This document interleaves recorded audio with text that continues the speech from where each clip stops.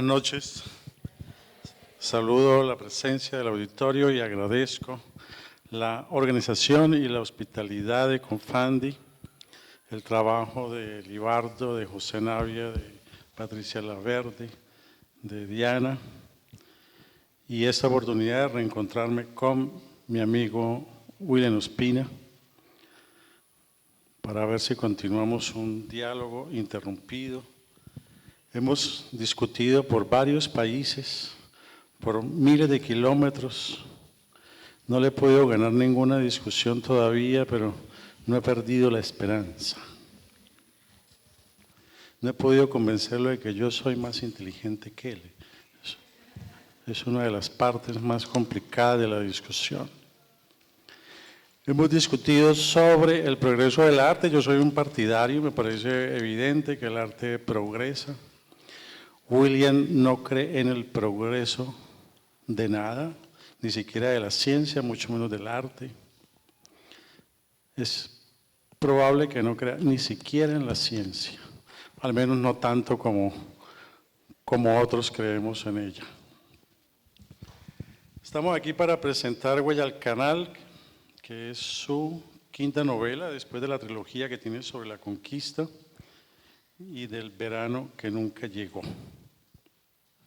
Guadalcanal es una biografía sobre su familia, es la saga de su familia, y de pasada pues un recorrido por la geografía del eje cafetero y de más de siglo y medio de la historia de Colombia, de nuestra música, de nuestras violencias, de nuestros dolores, de nuestras conquistas, de todo lo que puede significar la historia de un país que tiene que reconstruirse después de esa gran tragedia que fue el descubrimiento de América, o el cubrimiento de América, como lo llamaba Germán Arciniegas.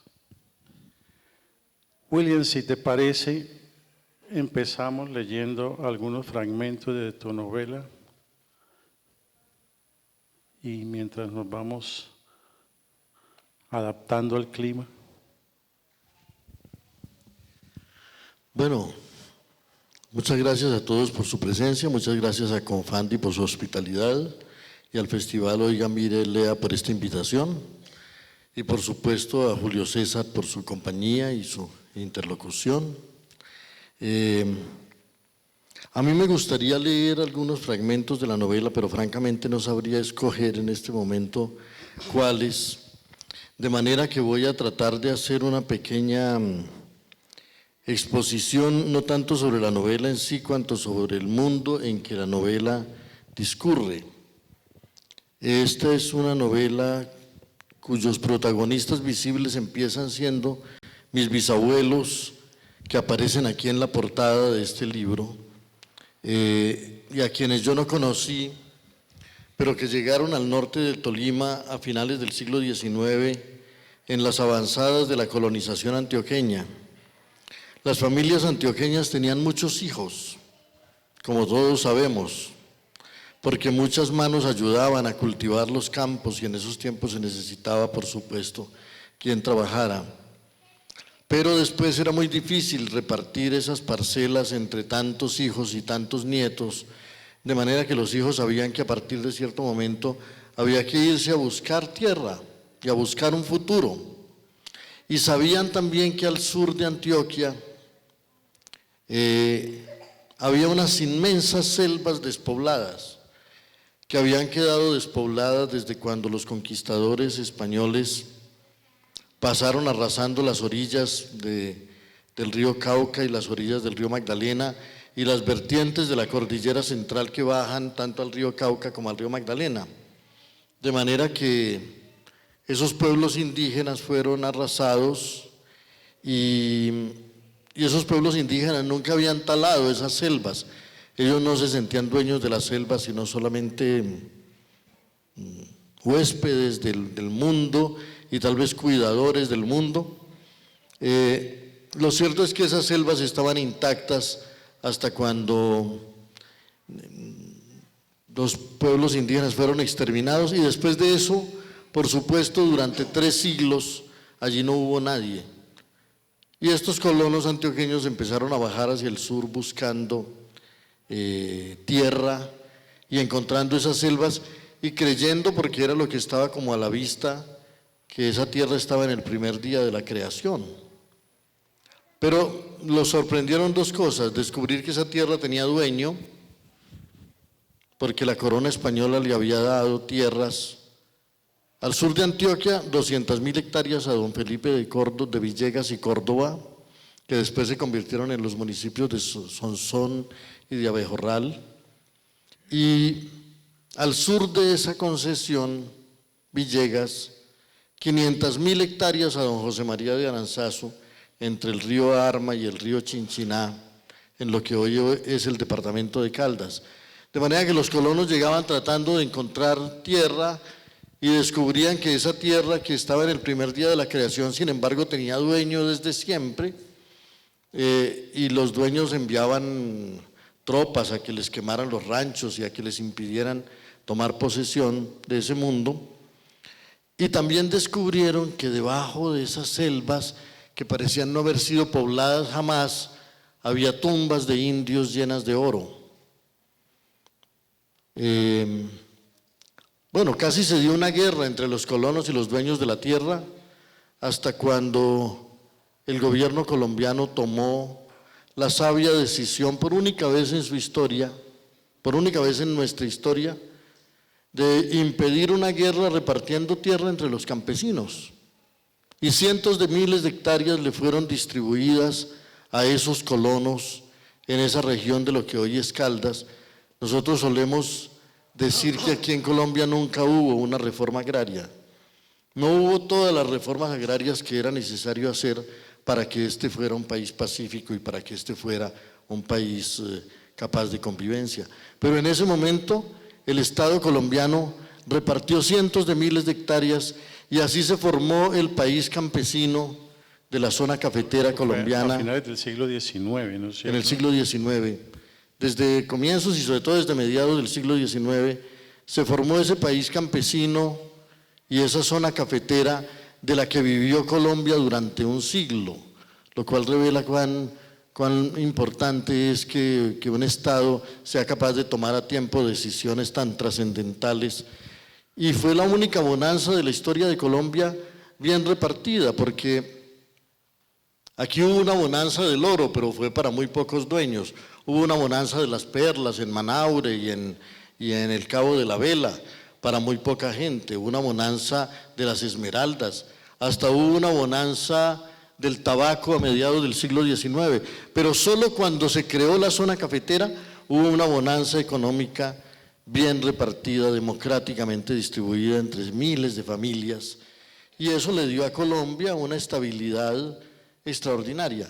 Bueno, cuento todo esto y me alargo un poco para, antes de proseguir con la conversación, solo porque me parece importante ubicar el escenario geográfico que son esas montañas, esos abismos, esos cañones del viejo Caldas, el sur de Antioquia, el norte del Tolima y el norte del Valle, y porque me parece importante situar también históricamente los hechos. Y entre esas caravanas de miles de colonos venían mis bisabuelos, como los bisabuelos de buena parte de los aquí presentes, sin duda, buscando un poquito de tierra y un poquito de futuro para sus vidas. Y entonces yo cuento en esta novela básicamente cómo llegaron, cómo fueron esos avances y lo que ocurrió en ese mundo campesino durante esas 3 generaciones, durante esos 70 años de paz que vivió esa región central del país.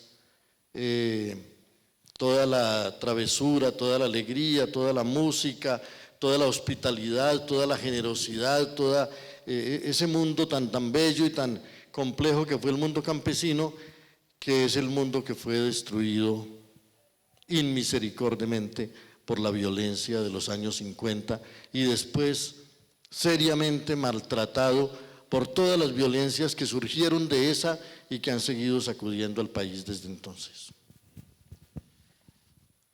Usted presenta su libro como una novela, pero los críticos entienden por novela un relato de ficción. Lo suyo es un relato muy realista, casi a la manera de Fernando Vallejo. ¿Por qué usted y Random House Mondadori la presentan como novela? Esa es una pregunta muy interesante, ¿no? Claro que suena un poco pregunta especializada, literaria, ¿no? Porque generalmente los lectores se preguntan poco si un libro es de tal o cual género, sino si el libro se deja leer o no se deja leer, si es apasionante o no lo que se cuenta y si llega a formar parte de nuestra memoria y de nuestra vida o no. Los lectores casi nunca le dicen, no, si esto no es novela, entonces no lo leo, o si esto es un ensayo, entonces no me interesa, o si esto es una mezcla de género. No, eso es más una pregunta, digamos, de especialistas o de técnicos. Pero es una pregunta importante y valiosa. Yo lo llamo novela porque es que una cosa sería, lo llamo novela a pesar de que todo lo que cuento allí ocurrió. Porque una cosa es hacer una crónica y contarlo todo. Lo que hace que esto sea ficción para mí es que no lo cuento todo. Es que la memoria es selectiva y misteriosamente, porque no es un hecho voluntario, la memoria va seleccionando fragmentos de ese pasado, de esas décadas, va seleccionando entre tantos personajes posibles a unos cuantos personajes y va armando con ellos un relato que no da cuenta de todo lo que ocurrió, sino misteriosamente de unas cuantas cosas que ocurrieron y las va trenzando y eslabonando de tal manera que sin duda se arma con ello un relato de ficción, lo cual no significa un relato que no ocurrió, pero sí significa un relato que llega a tener un sentido distinto y nuevo por la manera como las cosas se enlazan y se narran. Para mí mismo es un misterio porque ciertas cosas que yo quería contar no aparecieron nunca cuando yo estaba escribiendo el relato y porque otras que no estaba en mi intención narrar terminaron siendo tan importantes a la hora de armar yo ese relato. Porque siento que el escritor dialoga con su memoria, dialoga con el ritmo del lenguaje y porque tal vez una es la novela que uno quiere escribir y otra la novela que necesita ser escrita. Y ahí sí tal vez no depende solo de la voluntad del autor, sino tal vez un poco, y yo lo he experimentado mucho ahora cuando presento el libro en distintos sitios, de lo que la lengua y la comunidad que habla esa lengua necesita oír y necesita saber. Sí, esa frontera entre realidad y ficción pues no es fácil de trazarla. Me imagino que usted ha hablado con sus familiares y ellos pueden haber ficcionado también su pasado. Ellos hablan de fantasmas, ellos hablan de una interpretación del mundo que ya no podremos saber hasta dónde fue una verdad objetiva, si es que esa cosa existe, y hasta dónde es la versión que te dan tus parientes sobre ese mundo. Figura de manera central la música. Me di cuenta que Buitrago, el compositor de tantos hits navideños, era pariente tuyo. Dame tu mujer, José. ¿Cuál es tu relación con el señor Buitrago? ¿Cuál es el parentesco con él? Bueno, yo no puedo establecerlo muy nítidamente, pero yo sé que estos Buitrago de Sonsón y de Marinilla salieron a finales del siglo XIX buscando futuro en distintas direcciones. La familia, una parte de esa familia participó en la fundación de Neira y en la fundación de Manizales. Una parte de esa familia fueron mis bisabuelos y sus parientes cercanos que se asentaron en el norte del Tolima. Y sé que una parte de esa parentela viajó en otra dirección, viajó hacia el norte. Llegaron a Ciénaga, vivieron en Ciénaga mucho tiempo y Guillermo Buitrago, un músico entrañable que ha animado las fiestas de Colombia desde los años 40 hasta hoy, de tal manera que no puede llegar diciembre sin que empiece a sonar en víspera de Año Nuevo, estando la noche serena, y que no puede llegar diciembre sin que empiecen a sonar todas esas viejas canciones que tienen una característica que a mí siempre me ha conmovido mucho, y es que unen cierto dejo de música campesina antioqueña, cierto tono de esa música popular campesina, con la alegría de los litorales y de la música de la costa. A mí me parece que en ese momento se dio una alianza muy afortunada entre cierta sensibilidad campesina de la cordillera con la sensibilidad campesina que le daría origen al vallenato a partir justamente de la música de Buitrago. Buitrago es considerado en la costa y en Valledupar como uno de los primeros fundadores y de los primeros divulgadores del vallenato. También era el que logró ese empalme, esa alianza entre la música de la cordillera y la música del litoral. Pero a mí me parece importante señalar algo que tal vez explica por qué la música de Buitrago ha sido tan importante para nuestra cultura y ha deleitado tanto a generaciones y generaciones. Y los jóvenes sienten que son modernos y que pertenecen a otro lenguaje y que llegó otra época, pero vuelven a sentirse identificados con esa vieja música tan alegre y tan sencilla, porque tanto en la cordillera donde se dio, en la zona cafetera donde se dio ese mundo campesino tan vivo, como en la región donde surgió la música vallenata, hubo grandes épocas de paz donde la cultura de la comunidad logró expresarse de muchas maneras. Y la narrativa de la música vallenata, la narrativa original de la música vallenata, está muy llena de relatos de una comunidad llena de cortesía, de solidaridad, de picaresca, de travesura, y eso mismo pasaba en esta otra región. Siendo regiones tan distintas, lograron encontrarse, identificarse, tejer una suerte de primer esbozo de una leyenda nacional que en Colombia era tan necesaria, porque Colombia es un país muy diverso y necesita que sus regiones dialoguen y creen lenguajes compartidos. Y bueno, a mí me alegra mucho, sin saber el grado de parentesco real que tengo con Buitrago, saber que mi familia está enlazada con la suya, porque esa música me ha deleitado toda la vida. También hay tangos en tu libro y concretamente una presencia fuerte de Óscar Agudelo, el intérprete y compositor de tangos, que tocó con tu padre. Tu padre era guitarrista y era cantante de tangos. ¿Cómo fue la relación de ellos?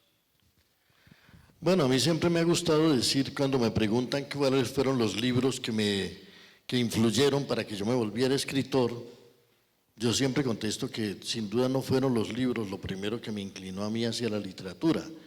En mi casa no había libros, pero en cambio había todas las canciones, porque mi padre se sabía todo el cancionero latinoamericano. Y yo siento que en ese cancionero hay un cuerpo poético extraordinario. Entonces mi papá cantaba bambucos y cantaba pasillos y cantaba zambas argentinas y cantaba tangos y cantaba valsecitos peruanos y cantaba boleros y toda esa música de América Latina que siempre circuló por Colombia, porque Colombia ha sido siempre un país muy sensible a la música de todo el continente y muy hospitalario y muy acogedor. Entonces, a mí esas canciones me influenciaron mucho desde temprano, me enseñaron que el lenguaje, más que un mero instrumento de comunicación y un mero instrumento para la vida práctica, era también una pasión y era una fiesta y algo que celebraba los amores y los destinos y las incertidumbres y los fracasos incluso. De manera que yo siento que las canciones pesaron mucho en la construcción, en la formación de mi destino literario, y también los cuentos que oí contar cuando niño. O sea, a mí me llegaron los cuentos y las canciones mucho antes de que me llegaran los libros, y me inclinaron mucho al amor por los relatos y al amor por el canto, y sin duda al amor por la poesía. Y en mi familia, además de que se ha cantado mucho siempre, pero eso pasa en la mayor parte de las familias colombianas, no se necesita traer músicos de afuera porque las familias siempre tienen quien les cante y termina el trabajo y empieza la cantata, ¿no? Esa presencia de la música en nuestra vida cotidiana ha sido muy importante y también ha sido un bálsamo muy grande en medio de tantas adversidades y de tantas dificultades como las que ha tenido que vivir nuestro país. Y también esos cuentos, que no eran solamente los cuentos fantásticos que un anciano nos contaba cuando yo era niño, sino que en la familia siempre, las mismas historias de la familia se contaron siempre. Las fiestas era volver a contar historias. Y yo tenía sobre todo un tío del que hablo en esta novela, mi tío Liborio, que era un gran narrador y un hombre con una memoria extraordinaria, que sabía todo lo que había pasado en esas fincas y en esos pueblos hace muchos años, y sabía cómo se contaban las historias, y siempre las volvía a contar.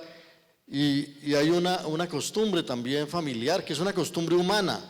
Thomas Mann habla de ella en José y sus hermanos. Nos gusta no solamente que nos cuenten historias nuevas, sino que nos vuelvan a contar las historias que ya nos contaron. Y entonces, tío, ¿cómo fue que pasó aquello aquella vez? Y él volvía a empezar a contar esa historia y volvía a ser nueva, porque lo que logra el arte, lo que maravillosamente logra el arte, es algo que es un secreto también de la naturaleza. Cuando está saliendo la luna llena y a uno le dicen, está saliendo la luna llena, vamos a verla, uno no contesta, ah, sí, yo ya la vi el año anterior. Uno vuelve a ir porque siempre es la primera vez. Cuando uno ve el mar, siempre es la primera vez. Cuando uno está viendo correr un río, siempre es la primera vez. Y cuando le vuelven a contar una historia bien contada, siempre es la primera vez. Entonces uno no dice, esa ya la vi, esa ya me la conozco. Ese es un secreto de la naturaleza del que el arte participa. Estaba recordando una entrevista que te hicieron hace poco en Esquina Latina y tú contabas que buena parte de tu educación sentimental había transcurrido desde muy niño escuchando música de despecho en el barrio, en las cantinas, en las calles, de manera que cuando ya más grandecito, al fin te llegó el amor, las canciones te lo habían roto muchas veces. Que tú ya eras un experto en despechos. Sí, es que a mí me parece que, pues no sé si en todos los países pasará eso, de pronto en unos más que en otros, pero en Colombia sin duda ocurre que uno desde niño oye canciones de despecho y oye canciones de amores perdidos, y la verdad es que en mi caso, yo puedo decirlo desde mi corazón, cuando me llegó el amor ya lo había perdido muchas veces, porque la música popular me había acostumbrado incluso a esos sufrimientos y a esos vacíos, ¿no? Pero bueno, la música tiene una manera curiosa de educarnos en todas esas cosas, y tal vez era Milton el que decía que la principal función que tiene la tragedia es casi la misma función que tiene la vacuna. No es simplemente hacernos sufrir, sino prepararnos para sobrevivir al sufrimiento. A sufrir bien. Bueno, decís que la música de Buitrago estaba como aunando dos ritmos, dos maneras de sentir el mundo, esa manera caribe y esa manera triste desde la cordillera, dos ritmos muy, muy distintos que se aunan en la música de Buitrago, en la música del vallenato. ¿Por qué crees que el tango pegó más en la zona cafetera que en otras partes del país? ¿Has pensado sobre eso? Yo creo que sí, y algo trato de decir en la novela sobre el tema, ¿no? Colombia es un país extraño al que le gustó mucho el tango siempre. Estoy seguro que aquí en Palmira también se han oído muchos tangos y que en los cafés se oían mucho antes, ahora hay otras músicas que han venido a reemplazarlos, pero el tango siempre se oyó mucho en Colombia, pero hay una cosa curiosa, los colombianos somos buenos consumidores de tangos, pero no hacemos tangos. Aquí casi no se compusieron tangos. Hay un tango que es el principal tango que se ha compuesto en Colombia, que lo hizo Julio Erazo, que todavía vive en Guamal, Magdalena, que se llama Lejos de ti. Hoy que la lluvia entristeciendo está la noche, que las nubes en derroche tristemente veo pasar, es tal vez el único tango exitoso que se ha compuesto en Colombia. Entonces Colombia consumía muchos tangos, pero no los producía. Los tangos fueron engendrados en la Argentina, y ya que me hacías una invitación a leer un fragmento, voy a leer el fragmento en el que hablo de los tangos, hablando justamente de la manera como Óscar Agudelo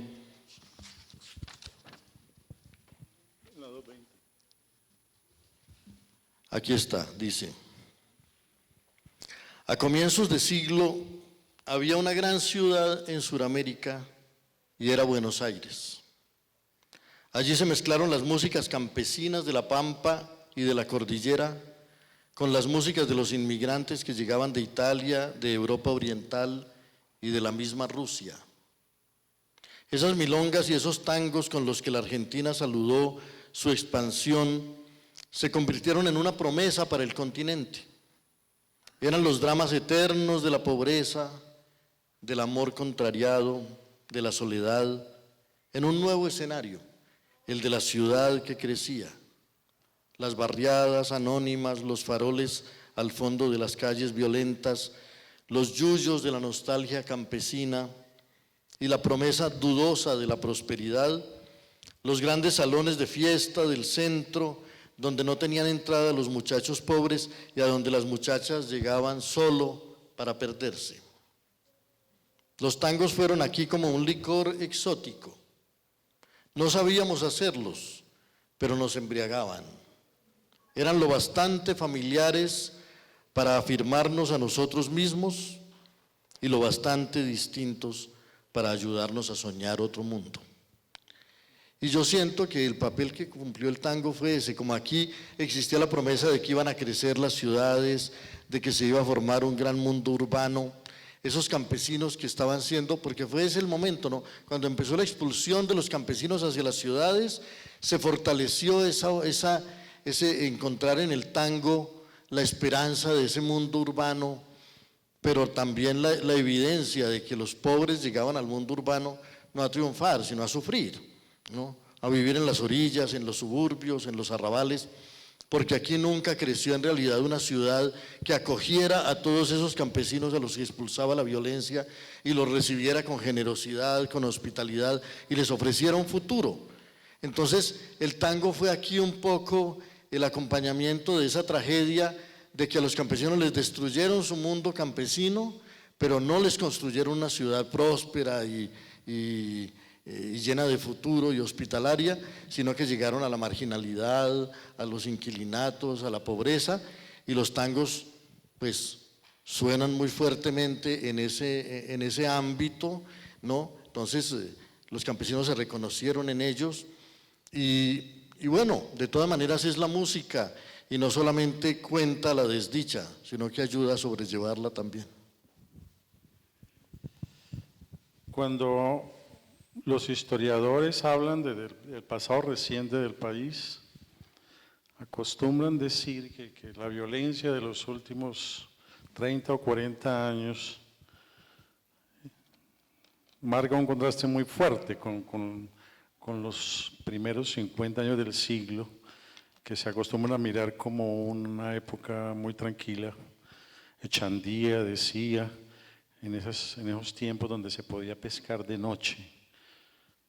Pero leyendo tu novela, uno siente que también hubo una violencia muy fuerte en la primera mitad del siglo pasado. ¿Cuál puede ser la diferencia entre las dos violencias? Esa violencia que está aquí en la primera mitad del siglo pasado y la del segundo, que la hemos vivido todos y la conocemos muy bien. Yo sinceramente yo solo llamo violencia a la segunda y no a la primera. A la primera la llamo la condición humana. O sea, en toda sociedad humana siempre hay algún crimen pasional, siempre alguien roba por ahí en alguna parte, siempre alguien le corre la cerca al vecino. Desde los tiempos bíblicos, eso es la historia de la condición humana. Pero a eso no lo llamo yo la violencia, y mucho menos la violencia tal como la hemos padecido aquí. Porque yo cuento historias de 70 años de la vida en esas montañas, y en esos 70 años cuento un crimen muy terrible que ocurrió, ¿no? Muy terrible, pero tan terrible que conmocionó a toda esa sociedad, marcó la historia de toda esa familia, porque eran tan escasos en esos tiempos esos crímenes, esas cosas tan dolorosas que de verdad sacudían. Yo llegué a ver después un expediente de unos hechos que ocurrieron en el año 37, y lo que más me conmovió era cómo operaba la justicia, cuánto conmocionaba a la sociedad lo que ocurría, cómo era de escrupulosa la investigación sobre las causas y las consecuencias. A eso no lo llamo yo la violencia, eso lo llamo yo los avatares de la condición humana. como las enfermedades, como los accidentes, también a veces existen esos hechos trágicos, ¿no? Y casi siempre son trágicos, más que estrictamente criminales. Mientras que a partir de cierto momento llegó la violencia política. Y la violencia política es una cosa insidiosa y terrible que crea odios donde no los había, que pone a la mitad de la gente a desconfiar de la otra mitad, que predica la idea de que medio país tiene que odiar al otro medio, de que estos son los buenos y estos son los malos, y ese tipo de prédica va destruyendo la hospitalidad, la confianza, todo eso otro que en tiempos de paz exista, aunque haya hechos dolorosos, ¿no? Y va creando lo que creó en Colombia, un país donde prima la desconfianza, donde prima el miedo, donde ya no formamos una comunidad solidaria, donde ya no es tan fácil darle hospitalidad a un desconocido, sentar a la mesa a un desconocido. Entonces yo llamo violencia a eso que la política hizo y sigue sembrando en Colombia, y no llamo violencia a una época en la que la gente supo vivir y convivir con valores fundados en el trabajo, en la familia, en el esfuerzo y con una alegría que salta a la vista en muchas canciones y que salta a la vista en muchos relatos de esos tiempos. Parece ser que yo leí un libro muy distinto al que usted escribió entonces. Pero tiene la oportunidad de releerlo y leerlo bien. Porque he visto mucho peregrinar. ¿Se está escuchando? ¿O es que me están saboteando aquí? La censura de prensa nuevamente. Eso no. Porque es que yo sí veo que tu familia, tus antepasados, tus bisabuelos, tus abuelos peregrinan bastante, y buena parte de ese peregrinaje es por negocios, pero también es por problemas de seguridad, y hay varios hechos de violencia aquí. Entonces, a mí sí me parecía que era una época como de zozobra. Habla de que los hombres salían de noche a hacer unas rondas de seguridad y las mujeres se quedaban en las casas a solas con su miedo. Puede ser que lo has contado con tal intensidad que logró ser como un clima dominante, al menos para este lector. No, lo que pasa es que en esta novela yo cuento dos momentos de la historia de mi familia y de la historia del país, por supuesto. Yo cuento lo que yo llamaría el esplendor del mundo campesino, que va desde finales del siglo XIX, cuando llegaron esos bisabuelos a esa región del norte del Tolima, hasta mediados del siglo XX, cuando yo nací. Yo no fui testigo de ese esplendor, lo oí narrar en los relatos de mis abuelos y de mis tíos, y lo contaban de una manera tan festiva, tan nostálgica y tan alegre, que evidentemente me demostró que había habido un remanso de paz en esa época en que hubo una prosperidad del café, en que hubo una economía que sustentaba esa sociedad y esa convivencia. Pero hubo otro momento, el momento en que la violencia vino y destruyó ese mundo, y de ese momento sí soy testigo yo presencial. Entonces yo cuento momentos de mi infancia que ocurrieron en plena violencia de los años 50, pero lo otro que cuento es lo que pasó antes de los años 50 hasta los años 90 del siglo anterior, ¿no? Que es donde yo hablo de esa paz. Esas son las dos violencias. Todo lo que tú veas allí de las masacres de Desquite, de Sangre Negra, de la masacre de la Italia en Marquetalia, son los episodios de la violencia terrible que destruyó ese mundo campesino. Y todo lo que encuentres de festivo de ese mundo campesino, los avances, los cultivos, la colonización, las historias de la picaresca de la vida cotidiana, son historias de ese viejo mundo campesino. Pero sí coexisten ambas cosas, pero sí existe dos momentos muy diferenciados: la paz de una época en la que, como digo, solo hubo un hecho muy lamentable en el año 37, en el año 39, que fue el asesinato de mi tío abuelo Santiago Buitrago a machetazos por un hombre al que le pagaron para que lo matara, ¿no? Pero eran unas historias de venganzas que no tenían que ver con esa violencia generalizada que fue lo que vino décadas después. El episodio de la muerte de Santiago, tal vez capítulo 19, es uno de los momentos más dramáticos del libro, aunque el narrador, es decir, usted lo cuenta muy tranquilamente, se siente que lo afectó. ¿Por qué lo afecta a usted tanto? Usted no vivió ese momento, porque se lo contaron. Sí, aquí hay que traer a cuento un personaje del libro que para mí es muy importante, que es Josefina. Josefina fue, bueno, yo puedo llamarla así, mi nodriza. Ella nos crió a mí y a mis hermanos. Pero antes de criarnos a mí y a mis hermanos, había criado a mi madre y a sus hermanos. Y antes de criar a mi madre y a sus hermanos, había criado a mi abuelo y a sus hermanos.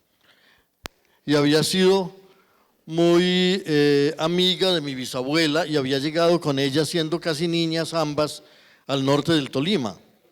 Como Josefina duró tanto tiempo, como duró 100 años, se volvió para mí, yo digo en la novela que yo siento que para mí terminó siendo más parte como de los cuentos de hadas que de la realidad, porque yo la veía allí en mi infancia, pero oía contar historias de mi madre y allá estaba Josefina también como personaje y protagonista de las historias de ella. Y oía contar historias de los abuelos y también ella había estado allá. Y ella también había llegado con los bisabuelos, ¿no?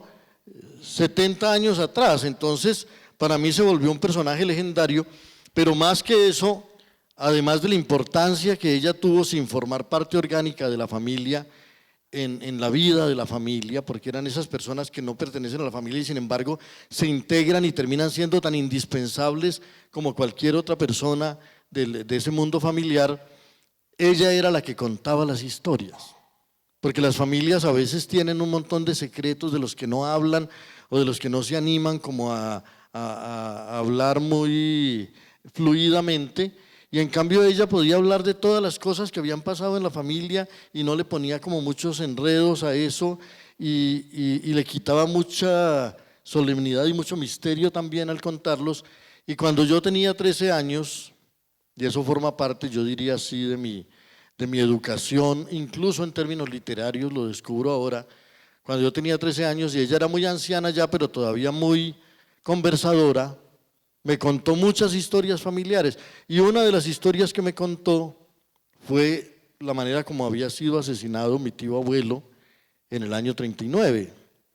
Ahora, si ella me hubiera contado esa historia solo como un hecho que ocurrió y que era importante narrar, pero ella no solamente fue testigo de los hechos que ocurrieron en su casa, ¿no?, sino que ella fue uno de los personajes de esa historia, porque cuando ella entró en la habitación donde eso estaba ocurriendo y vio cómo había un hombre encarnizado macheteando a mi tío abuelo, ella no hizo lo que haría yo, que salir corriendo, o por lo menos a buscar ayuda, ¿no? Ella tenía un cuchillo en la mano y se abalanzó contra el hombre que estaba haciendo eso, a tratar de impedirlo. Entonces, a mí me marcó tremendamente el relato de esa historia, pero me marcó terriblemente también, o me impresionó mucho, que hubiera ese valor, esa capacidad. Le estaban matando además a un muchacho de 28 años que ella había criado, o sea, casi a un hijo, y que ella hubiera reaccionado así. Entonces, claro, yo no fui testigo de lo que pasó en el año 39, pero yo vi a esta protagonista de los hechos 20 años después, ¿no? 25 años después, contándome con una vivacidad y con una intensidad lo que había visto, y tal vez por eso, pues si es verdad que lo he logrado, ese episodio tiene tanta intensidad en la novela. Bueno, sin duda pues has conversado mucho con tus familiares, supongo que no para el libro, sino porque la familia ha sido importante en tu vida, la has visitado a lo largo de los años en distintas épocas. Has vuelto a vivir muchos de esos hechos ahora que has escrito la novela, que supongo que la has escrito en tiempo reciente, en 1 o 2 años, los 2 últimos años. ¿Cuál pudo ser el descubrimiento más importante para vos como miembro de familia en este relato? ¿Qué descubriste nuevo? ¿Qué cosa que te pueda marcar, que te pueda modificar el pasado y el presente? Yo creo haber descubierto muchas cosas mientras escribí el libro. Yo siempre quise escribir este libro. Desde hace muchos años quise escribirlo, porque yo desde hace muchos años conocí algunas de las historias que en el libro se cuentan. Siempre sentí el deseo de escribirlo, pero nunca sentí la necesidad urgente de hacerlo. La muerte de mis padres y la muerte reciente de mis tíos, que eran las personas que mantenían esas historias vivas en el relato familiar, me hizo sentir que yo tenía que volcarme sobre la memoria y empezar a tratar de rescatar esas cosas y de salvarlas un poco, no solo por salvar la memoria de esos seres a los que quiero tanto, sino también por recuperar esa sustancia y no darle tiempo al olvido de que fuera empezando a erosionar esos recuerdos. Entonces yo tenía la idea de algunas cosas que quería contar, pero cuando uno se pone en la aventura de contarlas, va encontrando asociaciones que tal vez no había tenido el tiempo de hacer cuando simplemente contaba episodios. Encontrar los enlaces entre unos episodios y otros,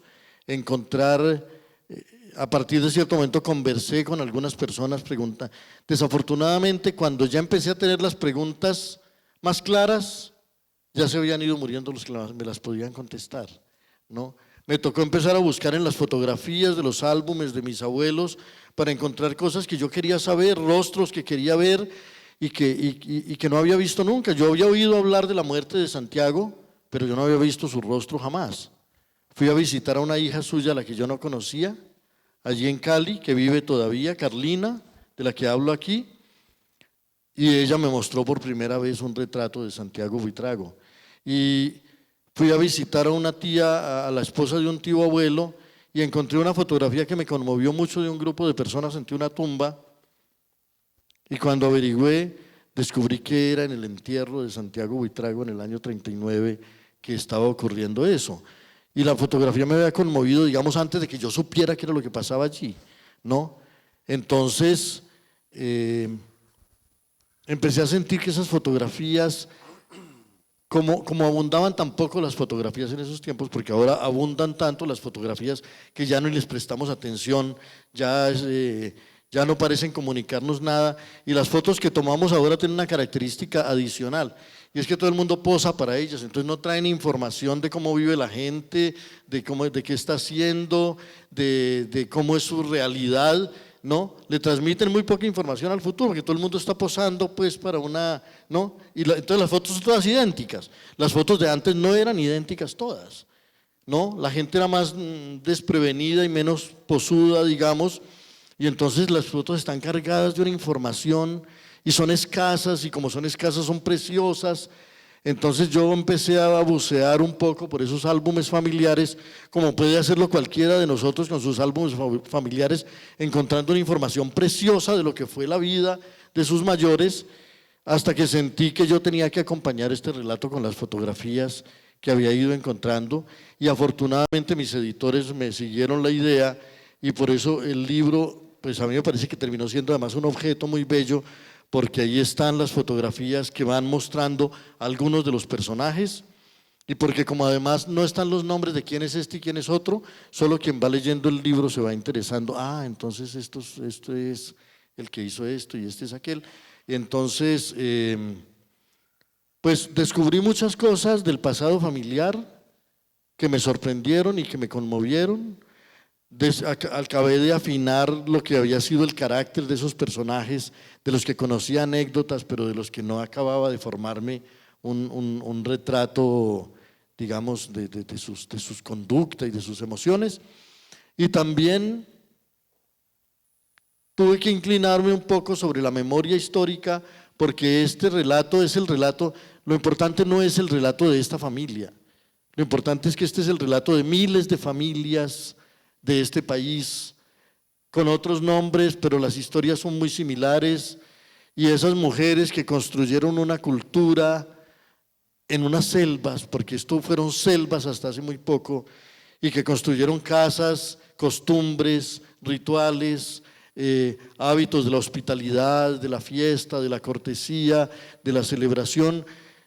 Esas son hazañas de seres anónimos, ¿no?, que la historia no nos cuenta y que son fundamentales para entender quiénes somos y cómo nació este país.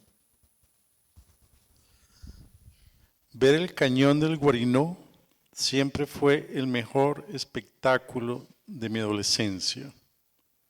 Sentía que si alguna vez llegaba a saber cómo empezó todo en esas montañas, me entendería mejor a mí mismo. ¿Usted se entiende mejor ahora después de haber escrito este libro? Bueno, yo cada vez que escribo algo estoy también, entre tantas cosas, tratando de entenderme un poco. Uno no acaba de entenderse nunca, pero algo avanza, ¿no? Algo va logrando por ahí, ¿no? Y sobre todo, para mí es muy importante, más que descifrarme a mí, sí descifrar este país que para todos nosotros es un enigma, ¿no? Todos vivimos diciendo, no acabo de entender qué es lo que pasa, por qué pasa esto, por qué no logramos construir una sociedad un poco más capaz de convivencia, un poco menos dócil a la manipulación, un poco más capaz del respeto por el vecino, de asombro por el otro, de curiosidad por su destino, por su memoria, por su historia. Entonces, hay cosas que hay que interrogar del país para llegar al país que todos necesitamos urgentemente vivir. Y yo creo que la única manera de interrogarlo, porque es que el país no está por allá en unas cosas o en unos anales o en unos ni en unos libros siquiera, está fundamentalmente en nosotros. Si no nos buscamos, si no husmeamos en nuestra memoria particular, familiar, regional, social, cultural, no acabaremos de descifrarnos. Descifrar el país es sobre todo descifrar a la comunidad que tiene la responsabilidad del país. Al principio usted decía que este país está como entrampado en un falso dilema, un medio país que odia al otro medio país. Entendí que eso era como una referencia a la polarización. Podemos entender eso como que usted no está de acuerdo con la división de que el uribismo es malo y el santismo es bueno, de que hay unos a favor de la paz y otros a favor de la guerra. ¿Piensa que nuestra realidad política es más compleja que eso? Sin duda creo que es más compleja. Y sin duda pienso que hay algo que para mí es importante y se ha ido volviendo cada vez más claro.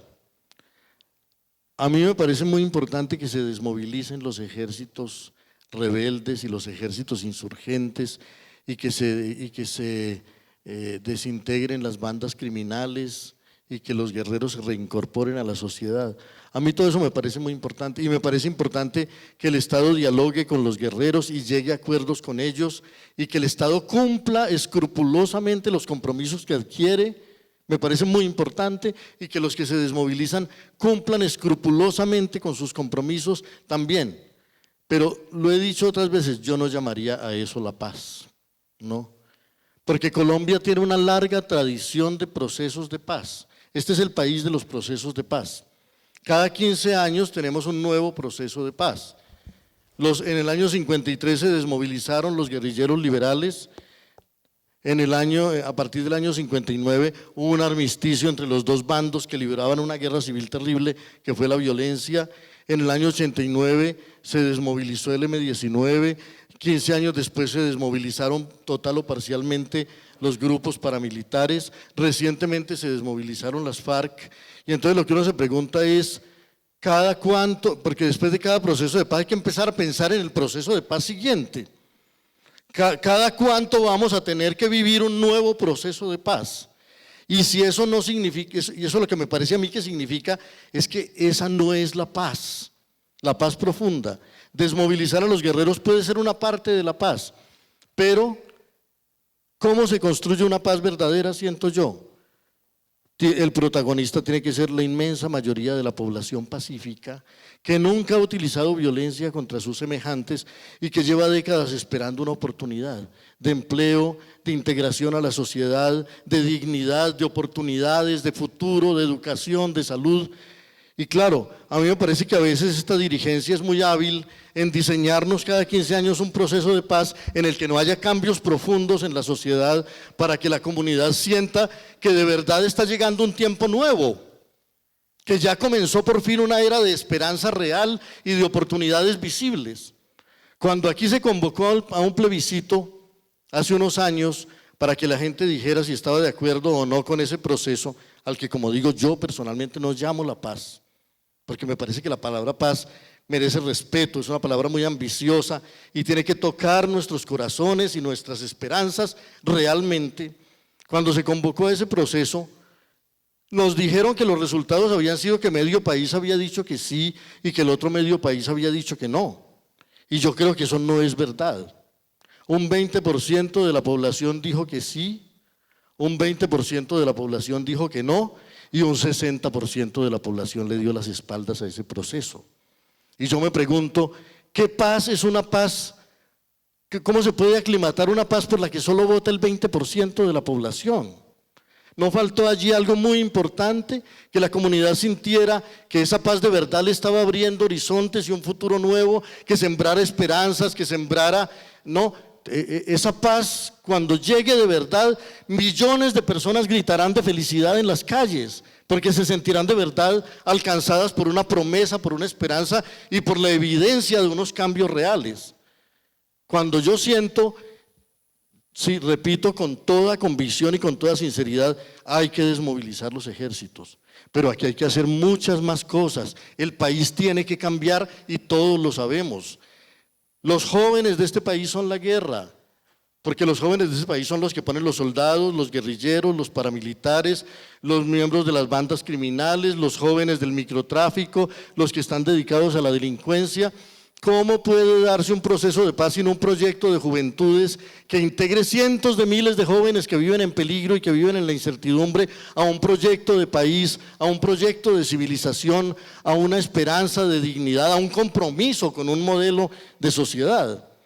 Entonces, yo creo que la paz sigue siendo una exigencia y una necesidad nuestra, y de ella pueden formar o no parte todos estos procesos, pero nos miente quien diga que no hay que hacer reformas profundas y que no hay que comprometer la voluntad y la participación de la ciudadanía, porque es con una ciudadanía que solamente tiene que decir sí o no, pero que no esté comprometida con esos cambios, yo creo que será muy difícil. Bueno, pero los acuerdos de La Habana sí proponen un cambio de fondo, por ejemplo, la reforma rural integral, la reforma política, creo que son cambios de fondo. Estoy de acuerdo contigo en que el modelo del uribismo, por ponerle una etiqueta, y el modelo del santismo son ambos neoliberales, agresivamente neoliberales, son una economía de mercado fuerte. Pero ¿no le parece que de todas formas el modelo que puede encarnar el Centro Democrático es mucho más regresivo que el modelo que encarnan otras propuestas políticas? No sé a qué llamemos otras propuestas políticas. Yo todo lo que veo está inscrito en el mismo modelo de crecimiento, de saqueo de la naturaleza, de arrasamiento de recursos, ¿no? Pero yo no creo que se trate de eso. A mí lo que me preocupa aquí no es quién va a ser presidente de la República o por quién vamos a votar. Nos han predicado una democracia en la que solo tenemos que ser ciudadanos una vez cada 4 años. Cuando delegamos en alguien la responsabilidad de corregir los problemas del país. Y otra vez nos volvemos la espalda y nos vamos a nuestra vida privada y a responder por nuestros intereses y a quejarnos de cómo administran el país esos que elegimos, ¿no? Yo creo que desde el Estado es realmente muy difícil cambiar a la sociedad, ¿no? Tú puedes poner allá a la persona más talentosa, más inteligente, más responsable, con un proyecto más lúcido y más ambicioso, que si no hay una ciudadanía capaz de respaldar todas esas iniciativas, y no solamente capaz de respaldarlas, sino capaz de emprender las transformaciones que hay que hacer desde la sociedad, Porque para salvar el mar hay que salvar los ríos, pero para salvar los ríos hay que salvar los arroyos, y para salvar los arroyos hay que salvar los manantiales, y eso no se salvan desde ningún solio ni desde ninguna oficina burocrática, sino desde la comunidad trabajando. ¿Dónde hay que sembrar los bosques? Allí donde están los bosques. ¿Dónde hay que cuidar la naturaleza? Donde está la naturaleza. Y tal vez hemos construido una idea de la política en donde hay unos expertos y unos especialistas que manejan los presupuestos y que ningunean a la gente, ¿no? Y que nunca piensan que la gente tenga derecho ni a opinar, ni a tomar iniciativa, ni a participar. Yo creo que eso tiene que cambiar, y entonces el debate sobre por quién votamos como la única solución para los problemas del país me parece un debate irreal. Cada quien vote por quien quiera, pero si no transformamos la manera como la ciudadanía participa en las decisiones y en las iniciativas, va a ser muy difícil que el país cambie. En esa medida, yo creo que al país solo lo puede cambiar una comunidad responsable.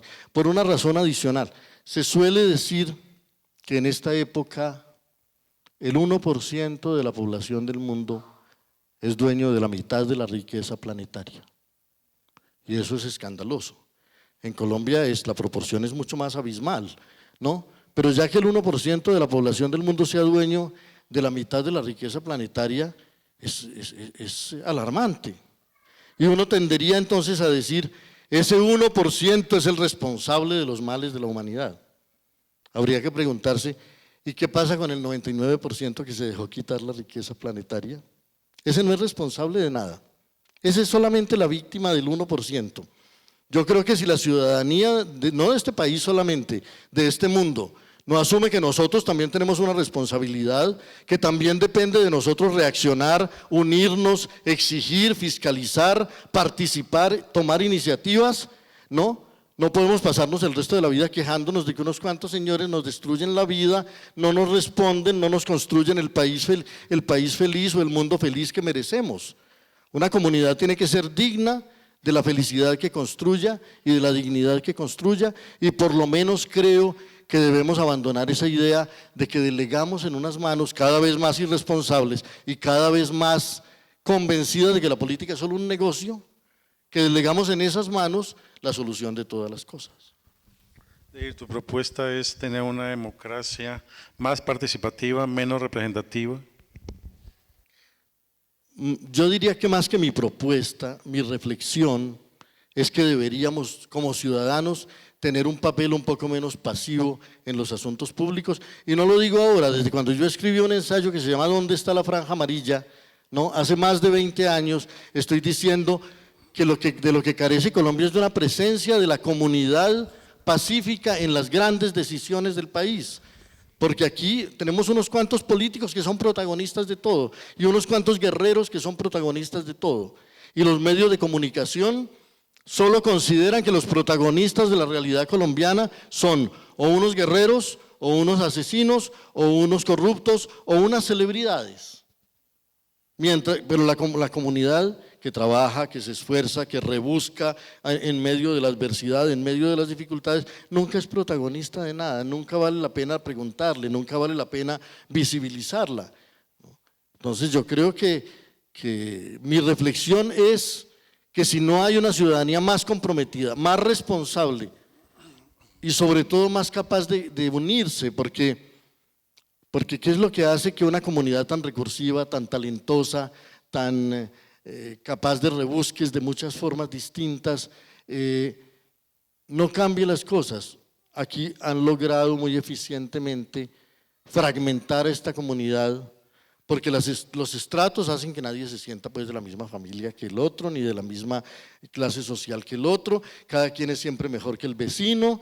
Entonces nos han predicado de una manera muy eficiente todos los modos de la disgregación de la sociedad, las clases sociales, unos son segregados por indígenas, otros por africanos, otros por pobres, otros porque no son de la clase no sé qué, y en esa comunidad segmentada y enfrentada contra sí misma, pescan los profesionales de la política siempre, ¿no? Que aprendieron hace mucho tiempo que nada da mejores dividendos que calumniar al otro, que decir que el otro es el demonio, y que hacer que una comunidad de verdad llegue a pensar que la mitad del país es su enemiga. Lo lograron con la violencia de los años 50, quieren, no va a ser tan fácil lograrlo ahora, pero nos quieren hacer pensar que medio país tiene que odiar al otro medio. Bueno, para tener una sociedad más organizada, una sociedad que sepa elegir bien, y no solamente elegir, sino participar de manera activa en los procesos sociales, pues piensa uno que debería haber un proceso que pase por la educación. Pero habría que pensar también qué tipo de educación se va a dar, porque es que uno puede educar para que la gente sea exitosa, o para que sea solidaria, o para que tenga una mezcla de las dos cosas. Entonces, ¿tú crees que el debate no es solamente demos más educación, sino cuáles van a ser los contenidos y cuál va a ser el enfoque de la educación? Sí, yo con respecto a la educación pienso que todo el mundo tiene algo que enseñar y algo que aprender. Yo no creo que haya unos que educan a los otros. Y creo que la academia tiene algunas deudas con la sociedad. No puede ser que en una época donde las sociedades necesitan tanto conocimiento, el conocimiento se va volviendo cada vez más caro y cada vez más especializado y cada vez solo para unos cuantos elegidos. No puede ser que la educación que la sociedad entera necesita desesperadamente, ¿no?, esté encerrada en unos sitios a donde nadie puede acceder, a no ser que presente un montón de diplomas y pague un montón de matrículas. Y yo creo que le damos nombre de educación a cosas distintas, y una de ellas en estos tiempos es una mercancía muy cara, ¿no?, que solo le garantiza a unos cuantos el acceso a un modelo de vida. Pero para la comunidad, ¿dónde está? ¿Dónde está el modelo de acceso al conocimiento, de acceso a la información, de acceso a la posibilidad de debatir, de acceso a la posibilidad de conversar, ¿no? ¿Dónde está el acceso de la comunidad a la gran herencia de la civilización?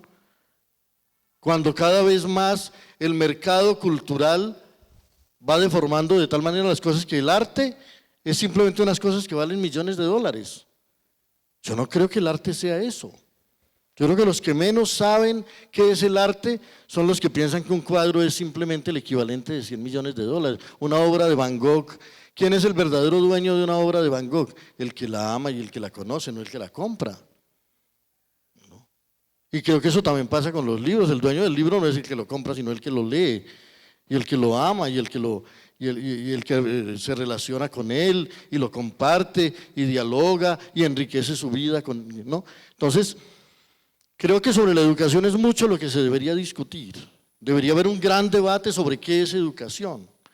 Y no debería haber solamente unos cuantos especialistas, unos cuantos expertos, unos cuantos académicos que sean los que saben qué es la educación y están esperando que les diseñen el modelo de educación que la sociedad requiere. Todos estamos continuamente aprendiendo, todos estamos continuamente educándonos, muy a menudo maleducándonos. Y la responsabilidad de los medios de comunicación es importante, la responsabilidad de las autoridades es importante. Un joven que crece viendo cómo la policía se puede sobornar, un joven que crece viendo cómo el ejército viola los derechos humanos, no está recibiendo una buena educación aunque vaya a la mejor universidad, ¿no? En esa medida me parece que ese debate es un debate importantísimo. Y por último, yo diría que otra de las grandes deudas de la educación con la sociedad es que hay un montón de saberes que los hizo la tradición, porque el mundo está lleno de albañiles, de obreros, de artesanos, de gente que sabe de gastronomía, de gente que sabe… empezó la universidad cultivar la tierra, claro, pero ahora ha abandonado totalmente eso. La universidad se volvió una cosa tan especializada que todos esos saberes son considerados saberes de segunda categoría o de tercera, y como no tienen títulos, pronto llegará el día en que alguien traiga unas zanahorias que cultivó y le decimos, si usted no me muestra el título, yo no le compro la zanahoria, ¿no? Porque el mundo se vuelve así, es decir, que hay respeto por los saberes de la tradición, el que creemos un tipo de saber que descalifica a los otros. Entonces yo creo que antes de que hubiera facultades de arquitectura, la humanidad hizo hermosas ciudades. Antes de que existieran las academias de la lengua, la humanidad creó las lenguas. Lenguas hermosas, expresivas, ricas, con sus gramáticas, con sus recursos expresivos de toda índole. Antes de que aparecieran las iglesias, la humanidad encontró a los dioses por su camino. Tardíamente llegan los administradores de todo ese saber que creó la comunidad. Es que yo creo en el talento creador de los pueblos y de los que suelen ser llamados iletrados y que suelen ser despreciados como gente que no perteneció jamás a la academia. Yo creo que esa es la gente que verdaderamente ha construido el mundo y ha construido la civilización y los lenguajes y los relatos y las canciones y todo lo que en este mundo nos ha permitido sobrevivir. Y ahora nos quieren hacer pensar que si no es pues la hiperciencia y la hipertecnología la que nos salva, no sabemos nada. Y que no creemos en la ciencia porque no creemos en una versión deformada de la ciencia solo como manipulación de unos poderes para venderle al mundo cosas o para llevar al mundo en determinada dirección. Ciencia es un montón de cosas que hace la humanidad corrientemente, ¿no? Y claro, a veces llega a unos niveles de refinamiento admirables y maravillosos, que permiten hacer cosas muy bellas y también permite hacer bombas atómicas. La ciencia también merece cierta mirada crítica y reflexiva, ¿no? Porque a punto de decir eso es ciencia, hay mucha ciencia invertida en las ametralladoras y mucha ciencia invertida en las bombas, y mucha ciencia invertida en muchas cosas que le hacen daño a la humanidad. Pero el problema no es la ciencia, sino cómo se la utiliza y en manos de quién está. Esos son debates apasionantes que tenemos que vivir y que alentar continuamente, y creo que ese debate sobre la educación es un debate rico y urgente y valiosísimo, pero es importante que nadie se sienta por fuera de él. No dejemos de dejar tanto el mundo en manos de los técnicos y tanto el mundo en manos de los expertos, porque cuanto más está el mundo en manos de los expertos y en manos de los técnicos y en manos de los especialistas, ya sabemos cuán mal va el mundo y cuán peor es cada horizonte que miramos.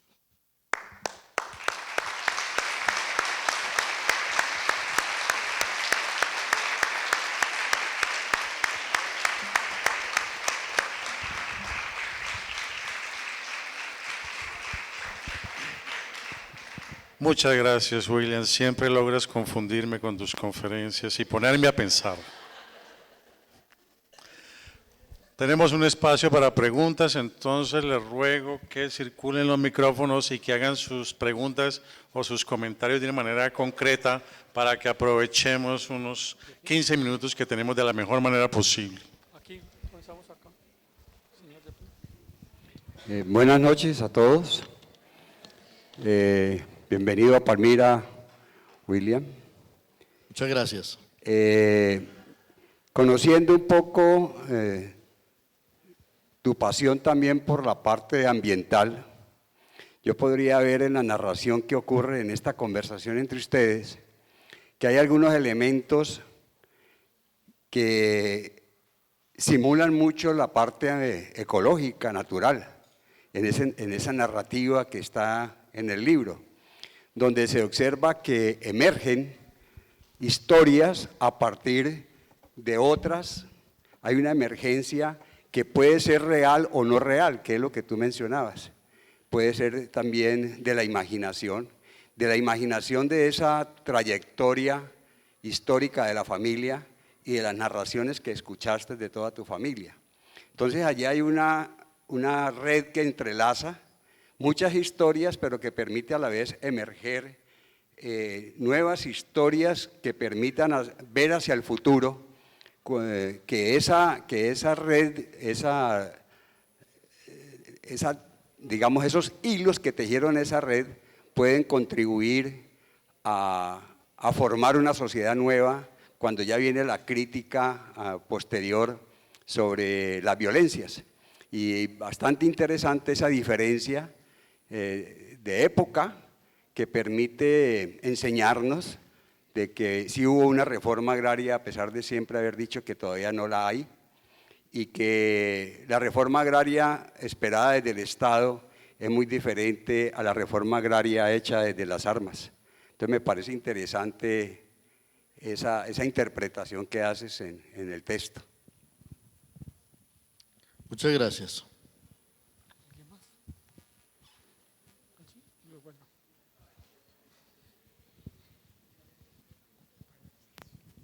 Buenas noches. William, esta es tu quinta novela. Cuentas que tu familia tenía grandes narradores, grandes juglares, reivindicaban la parte ancestral, esos saberes populares, y que siempre te persiguió como un fantasma esa historia. ¿Pagaste la deuda con esos recuerdos? Porque pues cuando uno lee Ursúa, la trilogía de la conquista, Ursúa, La serpiente sin ojos, El país de la canela, se enamora uno de las tres novelas.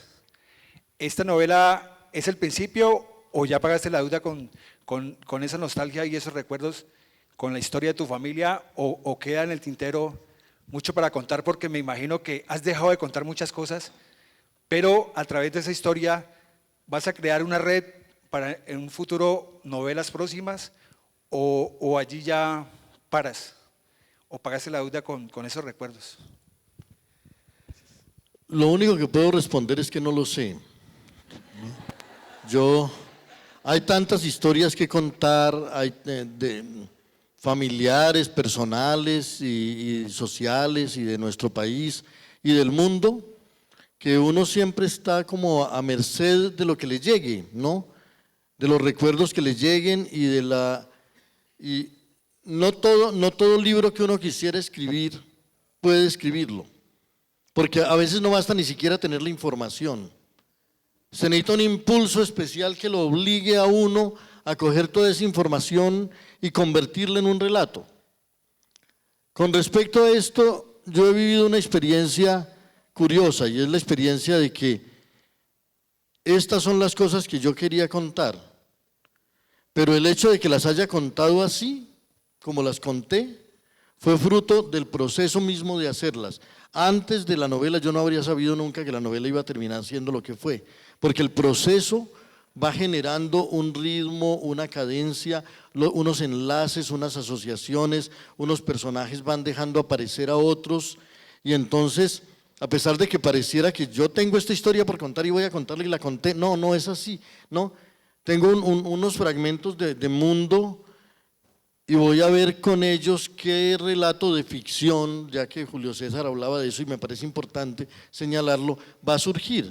Ficción no porque no haya ocurrido, sino porque la manera como se entrelazaron todas esas cosas crea un texto nuevo que a mí tiene que sorprenderme, a mí mismo como autor, y del que yo tengo que aprender cosas. No puedo decir que yo lo conozca. Es más fácil que un lector que no ha vivido todo el proceso de la memoria previa, del proyecto, del trabajo de hacerlo, descubra más fácilmente qué hay ahí que el que lo hizo.